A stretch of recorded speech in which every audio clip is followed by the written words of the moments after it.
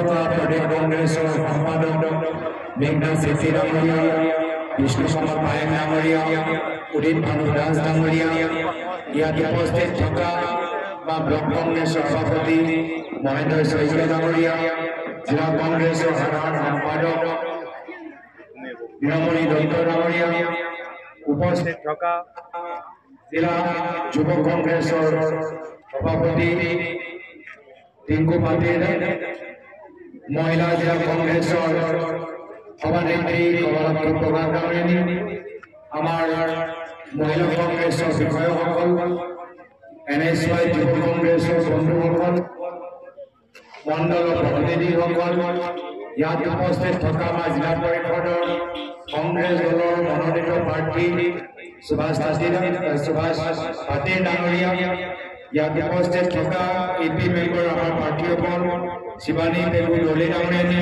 গীতাঞ্জলি পেগু ডাঙৰীয়ানী,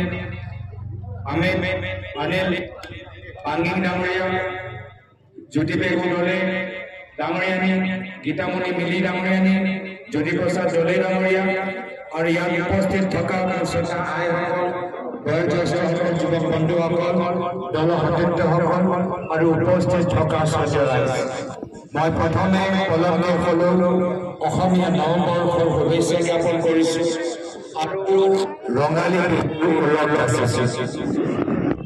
আপোনালোকৰ মাজত আহি কংগ্ৰেছ দলৰ কৰ্মীসকলৰ উৎসাহ চাই মই যথেষ্ট আনন্দিত আৰু আজি তাৰিখত আপোনালোকৰ যে জোশ, এই জোশটো চাই মই ক'ব পাৰোঁ যে অহা পঞ্চায়ত নিৰ্বাচনত আমি প্ৰত্যেক জিলা পৰিষদত আমি দখল কৰিব পাৰিম।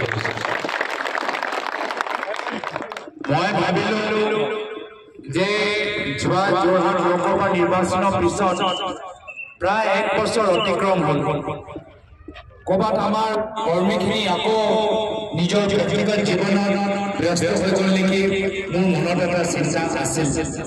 কিন্তু আজি গোটেই দেশ গৈছোঁ, যিদৰে কৰ্মীসকল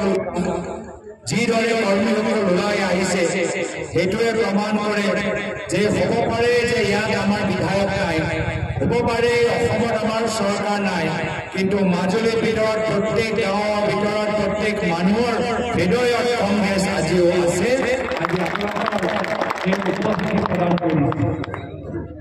আমাৰ চৰকাৰ নাই, কিন্তু আমি জনসাধাৰণৰ হৃদয়ৰ ভিতৰত এতিয়াও আছো।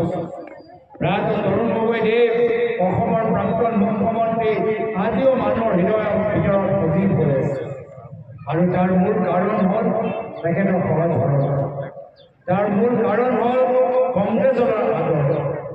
আজি আমি পঞ্চায়ত নিৰ্বাচন সম্পৰ্কে আপোনালোকৰ ওচৰত আহিছোঁ। এই গোটেই পঞ্চায়তৰ প্ৰক্ৰিয়াটোৱে কংগ্ৰেছ দলে আৰম্ভ কৰিছে। কি উদ্দেশ্য লৈ?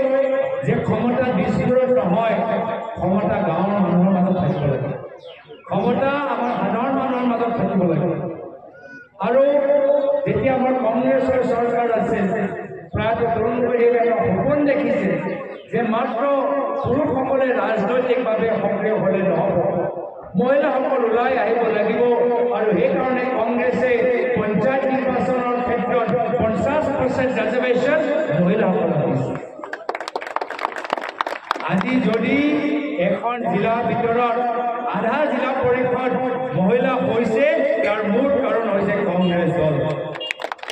নহ'লে কেতিয়াও আধা জিলা পৰিষদৰ সদস্য মহিলা হ'ব নোৱাৰিলে। কিন্তু আজি আপোনালোকৰ লগত ইতিহাসৰ কথা নহয়, অলপ বৰ্তমানৰ কথা পাতিবলৈ আহিছোঁ। ৰাইজৰ চুকে কোণে চাৰিওফালে গৈছোঁ আৰু প্ৰত্যেক ঠাইত মানুহে এটা কথা কয় যে এইখন চৰকাৰ ইমান অহংকাৰী হৈ গৈছে, এইখন চৰকাৰৰ ব্যৱহাৰ ইমান অভদ্ৰ হৈ গৈছে, এতিয়া ৰাইজে আৰু সহ্য কৰিব পৰা নাই।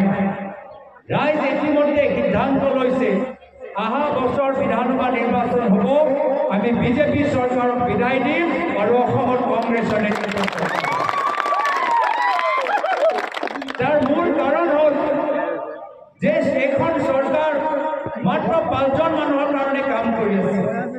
এই 5জন ব্যক্তি হ'ল, প্ৰথম হ'ল মুখ্যমন্ত্ৰী হিমন্ত বিশ্ব শৰ্মা ডাঙৰীয়া, দ্বিতীয় হ'ল মন্ত্ৰী পীযুষ হাজৰিকা ডাঙৰীয়া, তৃতীয় হল মন্ত্ৰী জয়ন্ত মল্ল বৰুৱা ডাঙৰীয়া, চতুৰ্থ হল মন্ত্ৰী অশোক সিংঘল ডাঙৰীয়া আৰু পঞ্চম হল বিধায়ক মানৱ ডেকা ডাঙৰীয়া।